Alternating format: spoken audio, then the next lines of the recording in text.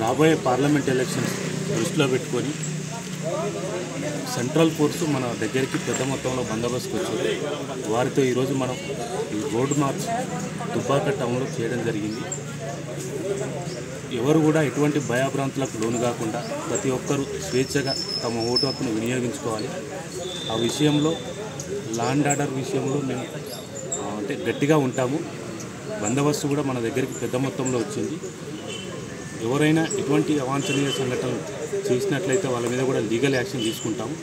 ముఖ్యంగా ఈ పొలిటికల్ పార్టీస్కి కూడా చెప్పేది ఏంటంటే ఈ ఎలక్షన్ కోడ్ అమల్లో ఉంది కాబట్టి ఈ ర్యాలీలు ధర్నాలు ఏదైనా ప్రొటెస్ట్ చేసినట్లయితే ఆర్ఓ గారితో పర్మిషన్ తీసుకొని లీగల్గా చేసుకోగలరు.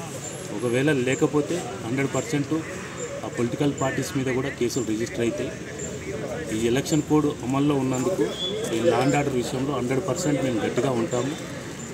మీకు కూడా ఎలక్షన్ రిలేటెడ్ ఏమైనా ఇష్యూస్ ఉంటాయి మా దృష్టికి తీసుకొచ్చి కంప్లైంట్ చేసినట్లయితే కేసులు రిజిస్టర్ చేసి తప్పకుండా లీగల్ యాక్షన్ తీసుకుంటాం.